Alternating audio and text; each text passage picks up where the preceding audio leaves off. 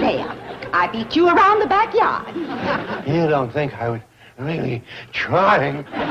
Milburn, I'm going to qualify for the Beverly Hills Jogging Club before you do. This time I'm really going to beat you.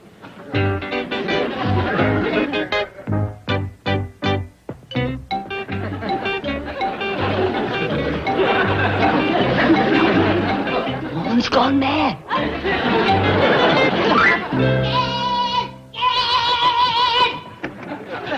You sound like a scalded dog. Yes, Miss Drysdale has run amok. She's chasing Mr. Drysdale around the backyard. Chasing Mr. Drysdale? Yeah, she done caught him once. She stripped him right down to his underwear. Oh, why would she do that? Must have done that when she was strangling him. Strangling him? Yeah, his face is all red. His eyes are bulging. You could use his head for Halloween. I just can't believe it. Well, you'll believe it. When you see his tongue hanging out, it looks like he hiccuped his liver. Come on, if you've got the stomach.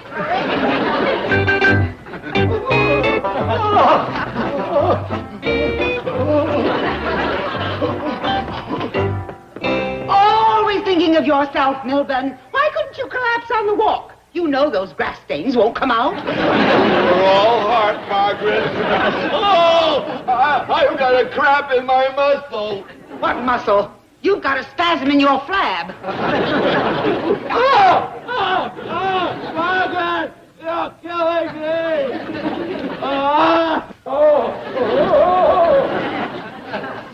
Jed, we got here just in time.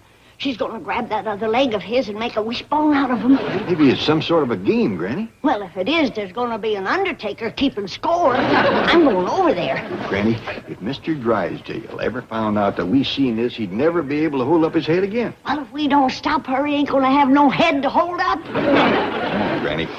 You don't want to stop a fight. You just want to get in on one. Oh, you got an evil mind. Jed, please, at least let me claim the body. That brute will bury him in his underwear. Now, stop worrying about me. The only thing worrying me is whether or not we will be accepted by the Beverly Hills Jogging Club. All the best people are in it. It'll help us socially. Margaret, do you always have to have an angle? I'm joining for health reasons. You want the members to put money in your bank. So what's wrong with a healthy bank? I'll be at the office. Jed, there's only one person to blame for that violence next door. Who's that? You. Me?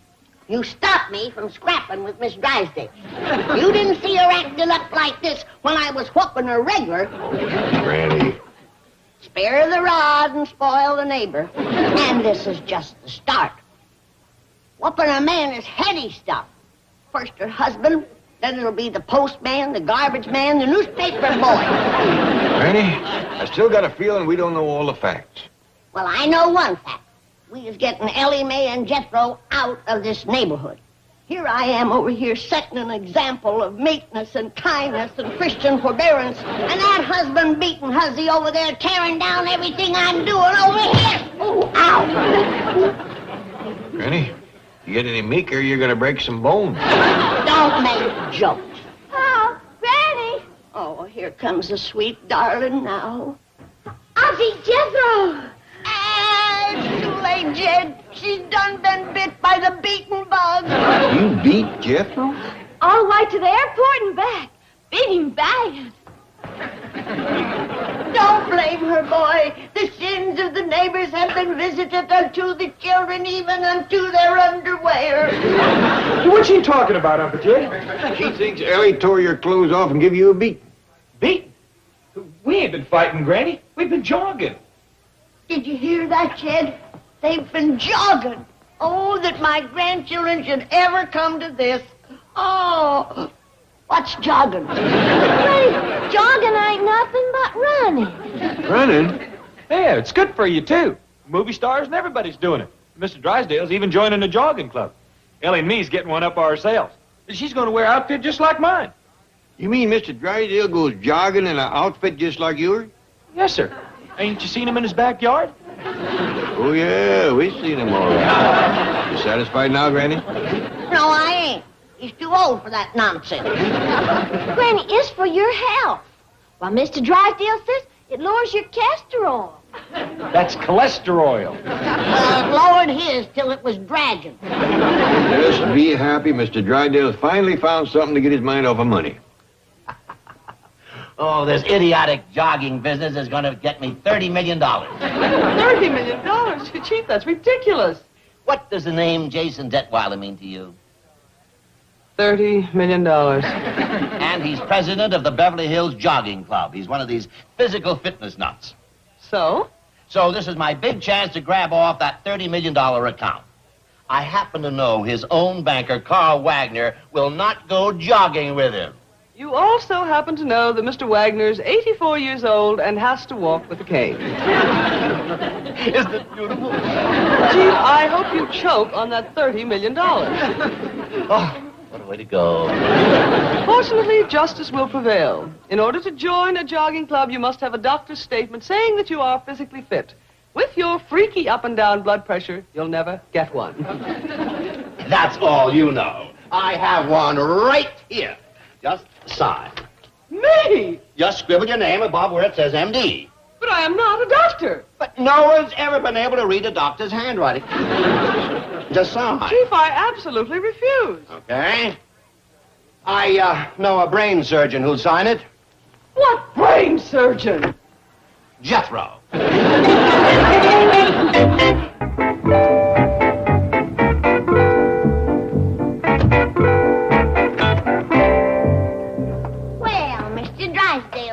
Hi, Granny. Is Jethro here? No, he ain't. Well, I'll be back. Oh, wait, Chief.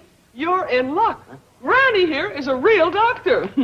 You need a doctor? Oh, no. Oh, yes, he does. Show her the statement, Chief. What statement? Well, it just gives me permission to jog across your property. Oh, all right. Oh, well, just sign right there. Well, get your hand out of the way. I can't see what I'm signing. Well, it's just a simple statement. Certifying that he is in perfect physical condition. Oh, well, I can't sign that without I give him a complete physical examination first. Really? You take him into my examination room whilst I get my medical too. Oh, no, some other time, Granny. I have an appointment at the bank. No, you haven't. Come on. We're going to pay for this. No, she ain't. There's no charge to next of kin and neighbors. Well, his heart's good. Something like... Fine. Now for the old blood pressure. Hold it. Did you ever swallow a cash register? Swallow a cash register? Listen to it.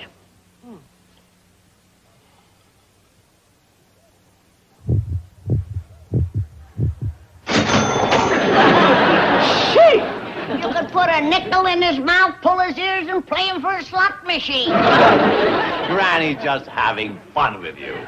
All eminent physicians recognize that sound as a harmless little occupational peculiarity. Bankers flutter. Flutter? Yeah, but you're going to be in trouble if that tongue gets caught in that cash drawer. Don't worry. Now let's get down to the blood pressure. Well, this I have to see. Granny, his freak blood pressure gets so high sometimes, it could wreck your equipment. Oh, knock it off. Well, it does have range. However, eminent physicians are only amazed by it, not alarmed. Well, my heavy-duty equipment will take care of it.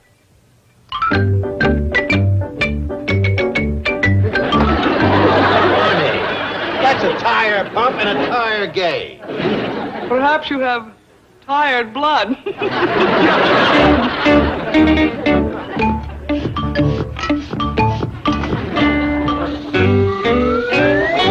Ain't nothing wrong with his blood pressure, right on the head. See what a difference good equipment makes? Mr. Drysdale, something the matter? Oh, no. Granny's just giving me a little checkup so I can join a jogging club. Well, you sure started something with that jogging. Jethro and Ellie jogged all the way to the airport and back. Well, that's 15 miles. Oh, I wish I could have joined them. No reason why you can't. Your blood pressure is fine.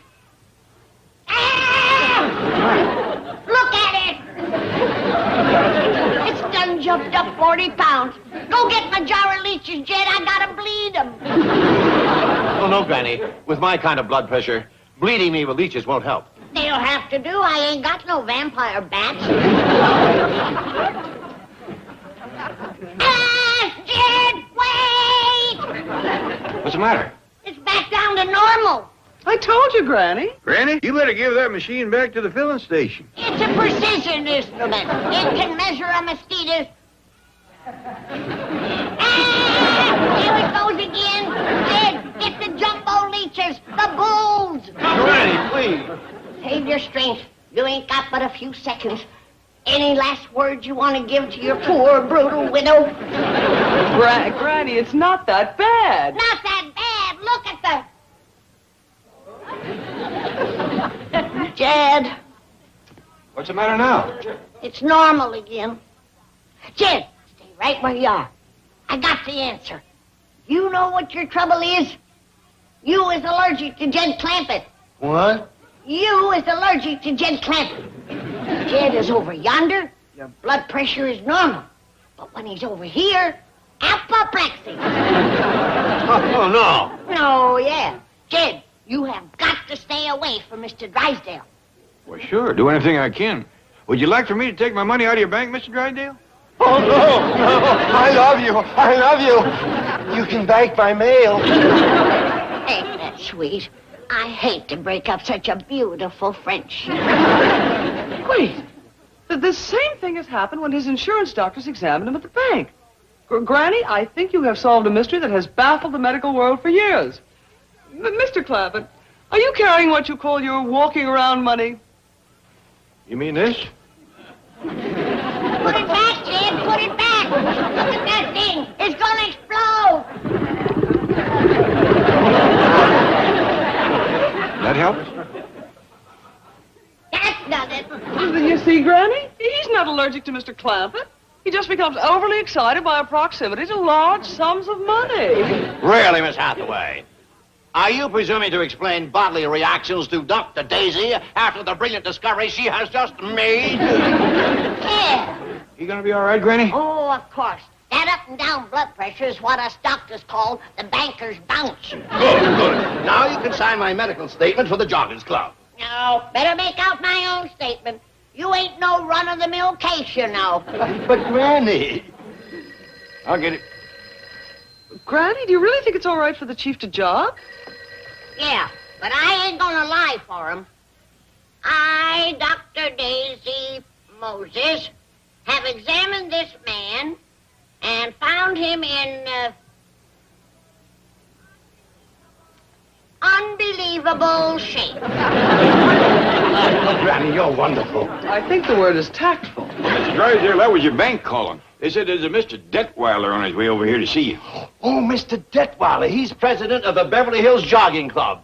He insists upon jogging with each applicant for membership to see if they measure up to his strict standards. Well, if he's the head of the club, you might have your work cut out for you. Don't you worry about old mile-a-minute Milburn. Well, I'm giving him a few years, but I'll be out there right ahead of him. That's him. Oh, I'll get it. Oh, he may want to start right away. And thank you, Dr. Daisy. Don't step on that tongue. Good luck. Really confident for some reason. Oh, I'm going to give you a run for your money. Ah, Mr. Detweiler, I've just passed my physical. I'm ready for you. Well, where's your jogging outfit, Drysdale? Over at my house. It won't take me a minute to change. Good. I understand your banker doesn't jog. No, that's too bad, too, because I love to discuss business while I'm running. Oh, me too. Well, shall we sprint over to my place? Pretty fast, are you? Well, my secretary constantly compares me with the fastest of all animals. The cheetah? That's what she calls me. Well, he's ready. Come on, Ellie, let's go. How you like my jogging outfit? That's real cute, Ellie, but you're showing more meat than a butcher's window. You gonna be able to run in that get-up? Yeah, she's gonna run right upstairs and put on some more clothes. Oh, Granny. You want folks to stare at you? Granny, I'm the president. Who's going to be looking at her? You've got to have a fireside chat with the president. But, Granny, they said at the store this is what ladies wear, a jogging. Can't you get it through your head? When you plays football, you wears a football uniform. And when you goes jogging, you wears a jogging uniform. Nonsense. Your uncle didn't have no uniform, and he'd just run 12 miles. Looking like that? Sure hope you didn't tell nobody you was the president's uncle. Who in their right mind would want to own up to being your uncle? Granny. Do you feel better, Paul? You will, Uncle Jed. I've been reading about it. It builds up your hemoglobins, it limbers your lungs, and it increases your appetite.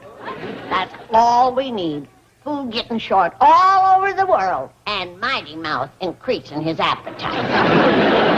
Oh, Granny, jogging makes you lose weight, too. With him eating more, everybody will lose weight. All right, Granny. Look, young'uns, you all go on with your jogging, I'll smooth Granny's feathers. Let's go, Ellie. Don't worry, Granny. Bye, y'all. Keep your eye out for Mr. Drysdale. He's jogging with Mr. Detweiler. Jed, here comes Mr. Drysdale now. But he ain't jogging. Well, doggies. What happened to Mr. Drysdale? Well, some stupid doctor happened to him. Where is the ignoramus? Right here. You're the doctor? You're the quack who gave a certificate of physical fitness to this basket case? Why, he's in no more condition to jog than you are. You want a jog buster? Madam, at your age, you are not a jogger, but a creeper. Jed. Mister, you have insulted a great doctor just about every way you can. I can't let her whoop you with her hands, but I'm obliged to let her try it with her feet. Hi-ya! Oh, let's hit the road, come here.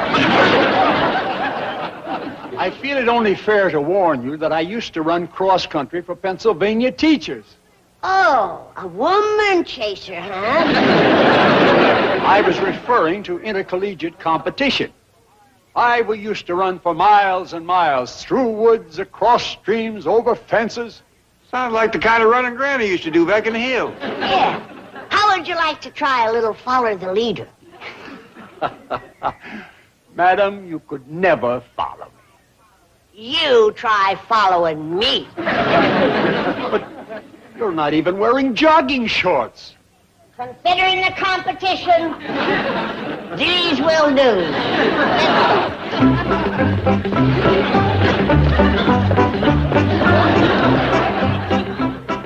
Don't worry, Mr. Drysdale. Granny will even the score for you.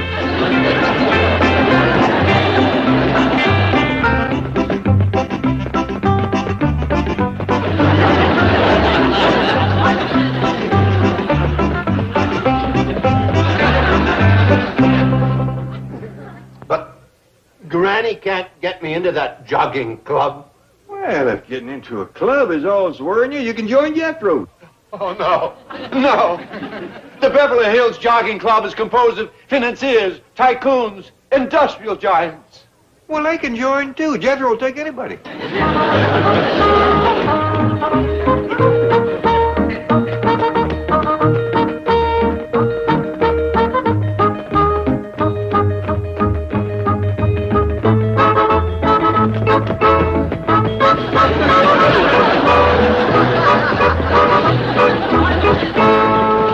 I'll tell you what else.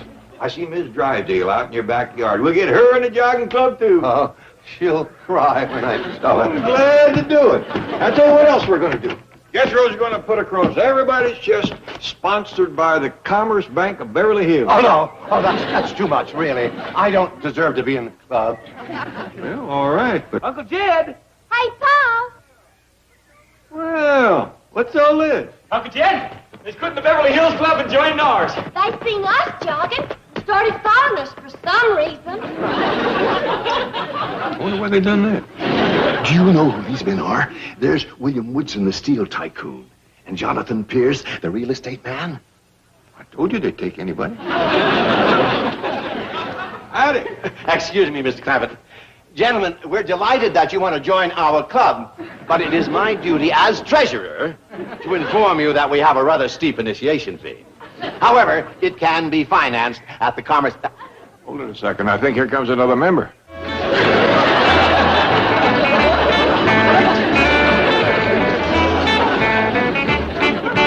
What happened, Granny? Poor old Goomer, give out, Jed. Looks like he's going to be chasing no more Pennsylvania teachers. He couldn't even catch me.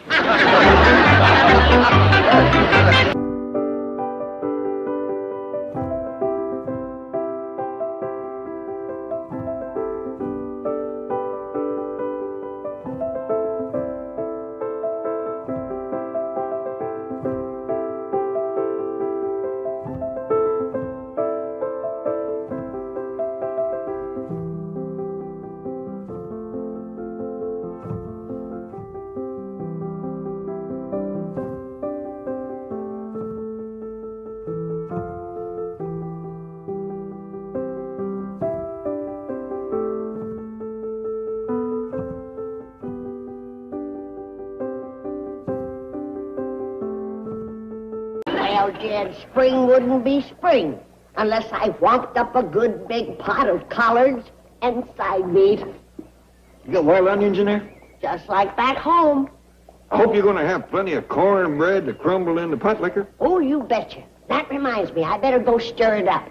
Will you guard my pot for me? Why, sure. But it ain't likely any critter would bother boiling greens. There's one that will. And he's been sitting up in the tree for the last 3 hours, waiting for me to go into the house so he can swoop down. Sound like a buzzard. You're close. It's the 10-toed, black-tufted victual snatcher.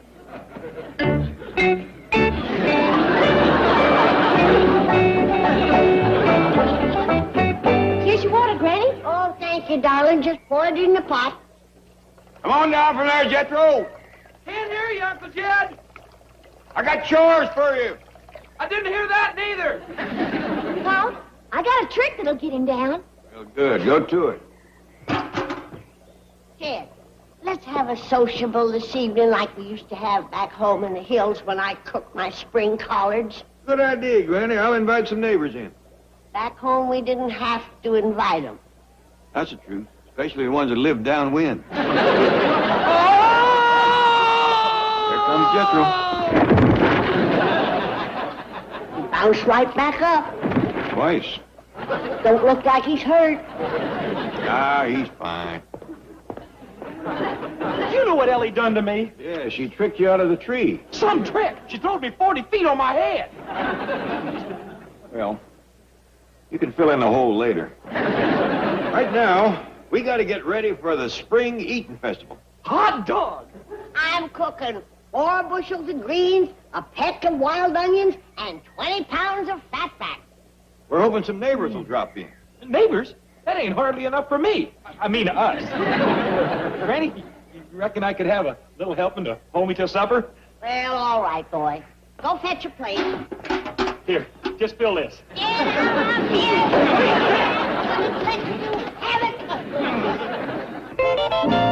Chief, are you serious? You're letting Mrs. Drysdale sell the house? A prospective buyer's coming this morning to look it over. But you live right next door to the Clampetts. I can't picture you ever leaving. Well, I promised Margaret if she'd stick it out for 7 years, I'd let her sell the house. And I am a man of my word. Well, congratulations. You've got newfound courage. You've got self-confidence and maturity. Thanks. I've also got an option to buy the house on the other side of the Clampetts. But your wife will be in the same spot. Not exactly. The new house is 25 feet closer. You'd better think twice about this. Your wife just might leave you. Hadn't thought of that. No, I don't want to dream the impossible dream. Yes? Oh, hello, Margaret. Milton, darling, I hesitate to bother you. You've been so sweet about selling the house. What's the problem? Well, our prospective buyer is a celebrity, doubtless a man of fastidious taste. And I'm afraid when I show him around, he's going to be nauseated. Well, that's simple. Just don't talk so much. I was referring to the fact that Granny is cooking some witch's brew out for the pool, and the stench is blowing this way. Well, maybe the wind will change before the buyer gets there. Don't worry about it. And, Margaret, you get upset with me at times, but you wouldn't ever leave me, would you? Of course not, darling. Okay. Goodbye. Don't ever get my hopes up like that again. Chief, if I may ask, who is the prospective buyer? The famous entertainer, Pat Boone. Pat Boone, how marvelous! You know him? Well, not personally, of course, but I understand he's a perfectly charming man. Tremendously talented and yet modest and unassuming. In short, a fine human being as well as a great artist. Never mind that. I want to know about the important virtues. He got money. Where does he bank? Chief, has it ever occurred to you, have you ever entertained the thought that there just might be something in this world more important than money? Of course. I not only entertained the thought, I mentioned it to my father. I said, Dad, there must be something in this world more important than money. That's when I grew the mustache. Why a mustache? To hide the scar. He hit me right in the mouth.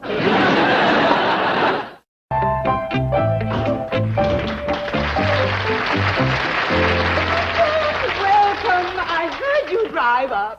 I'm Mrs. Drysdale, and I know you're going to adore my lovely home. Do come right in, Mr. Boone. I'm Mr. Boone's manager, Mr. Tucker. Oh, couldn't he come? This is Mr. Boone. I got him back from a fishing trip to look at your house. How do you do, Mr. Boone? Oh, how do you do? May I ask where that unusual odor is coming from? Odor? Oh, you must mean the exotic orchid fertilizer. My next-door neighbor is an orchidist. Really? The first day of spring, we have this unusual odor for a few hours, and from then on, it's just heavenly fragrance. Please do. Hurry right in. Doc, you go ahead. I'm going to find out who's cooking those collards and fatback. Is that what that odor really is? Man, that odor's perfume to me. I haven't smelled anything that wonderful since I left Nashville.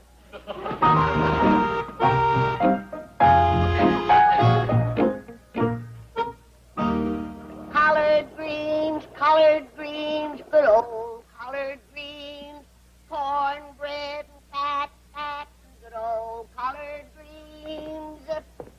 Collard greens, good old collard greens, cornbread and Fatback and good old collard greens. Where did you come from to know that song? Nashville, Tennessee, ma'am. Tennessee. Yeah, and I haven't smelled anything that good since I left Tennessee. Oh, you poor boy. What you been eating?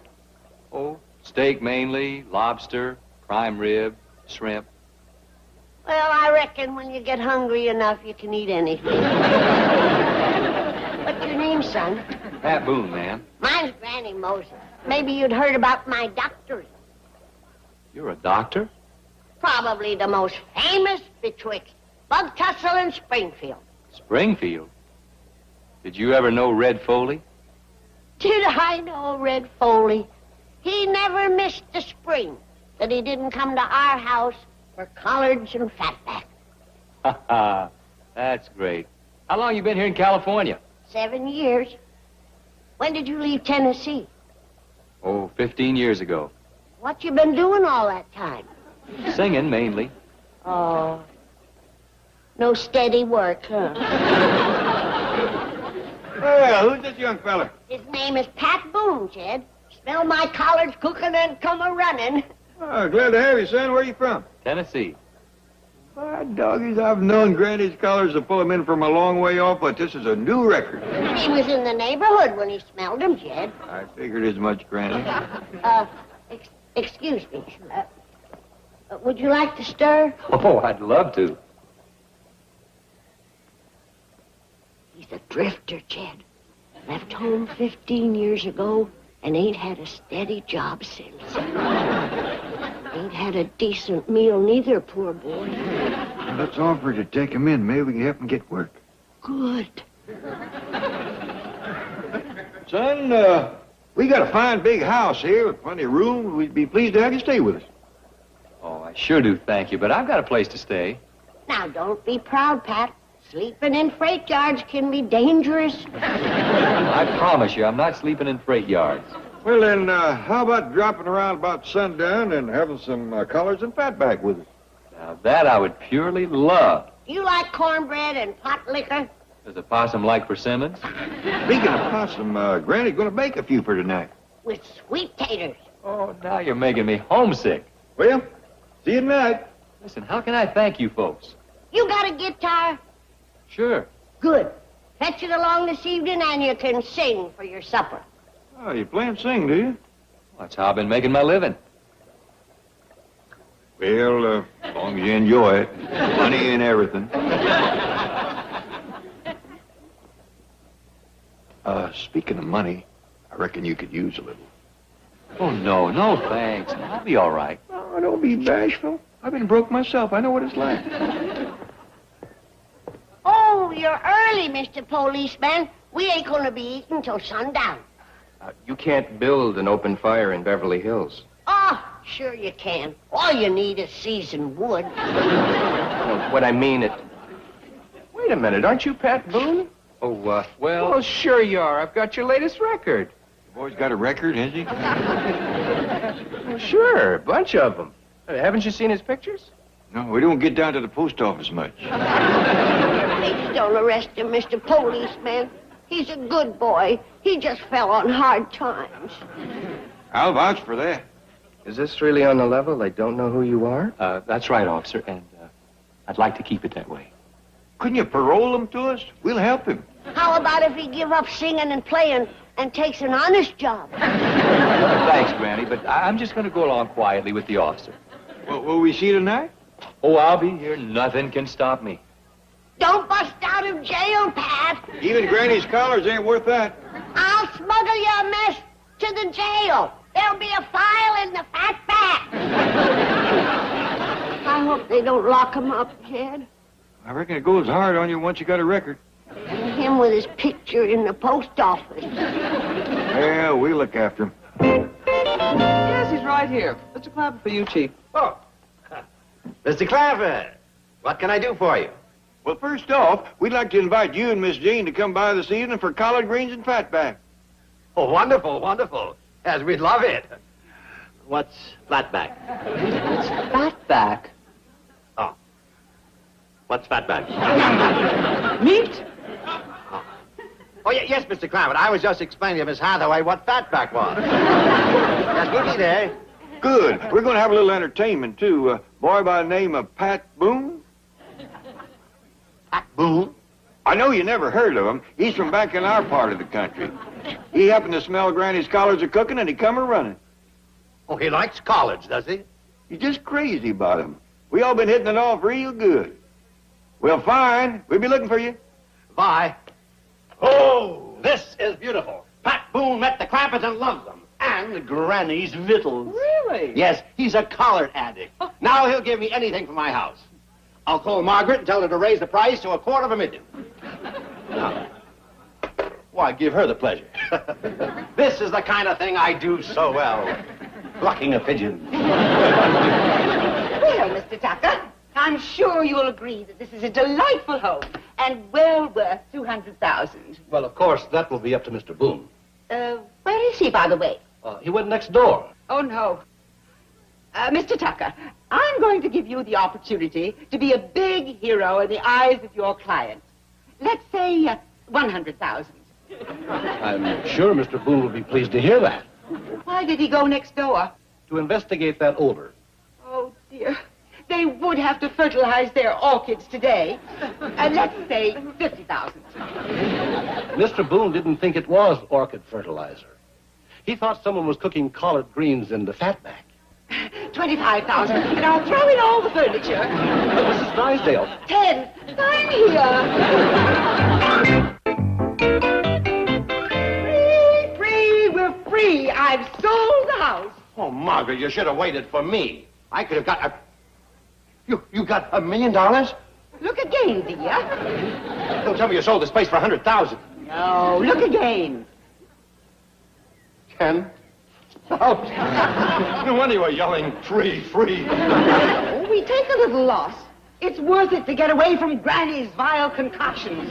Pat Boone would have paid $250,000 for this house. Not after he smelled that vile hillbilly brew.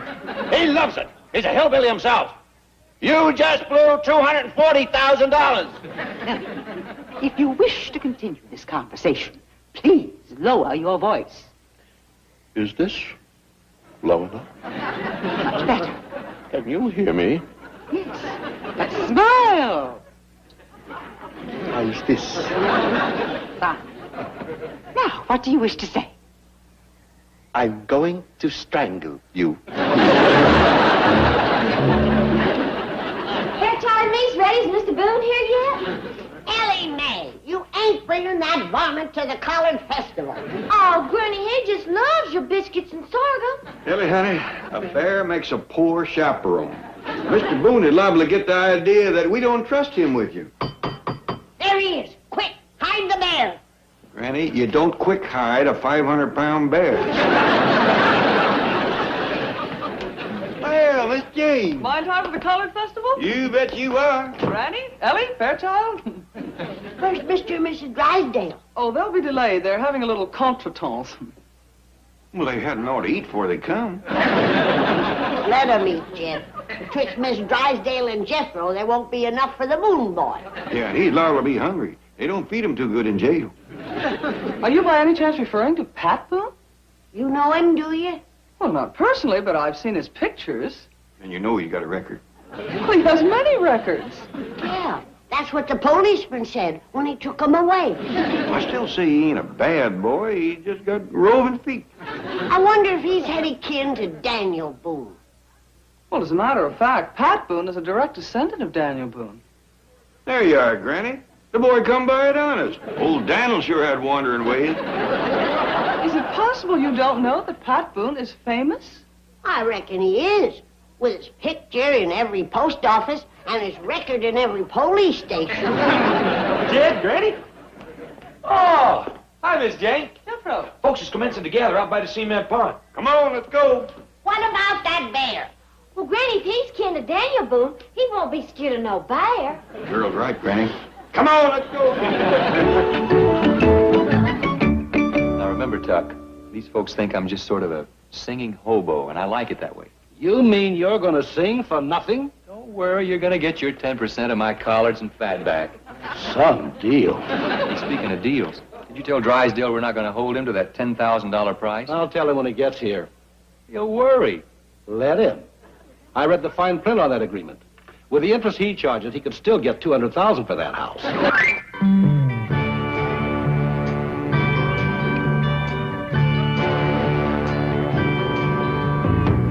Every time I see that Greyhound bus go rolling down the line, makes me wish I'd talk much more to you when we had all that time. But still it's only wishing, and I know it's nothing more. So I'm never going back, never going back to Nashville anymore. Oklahoma City, yes, I know that she won't treat me cruel. Denver, Colorado never made me feel like such a fool. These are only cities, but they're cities without you. So I'm never going back. No, I'm never going back. Never going back to Nashville anymore.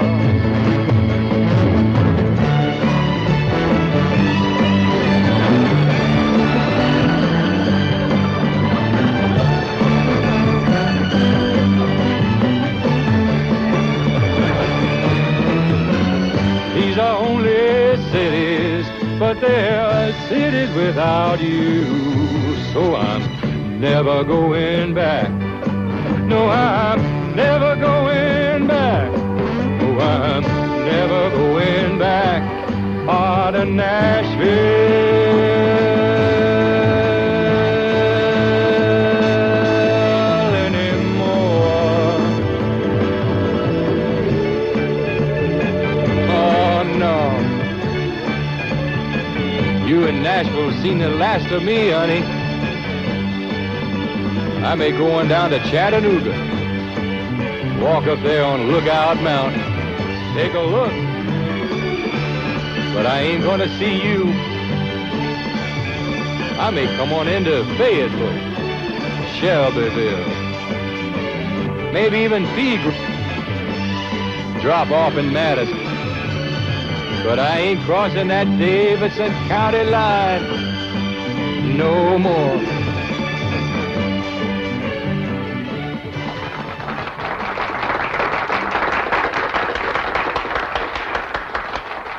What do you think, Jethro? You gonna handle him? Oh, he needs too much work, Uncle Jed. He'll have to change his name, his style of singing, his whole image. Just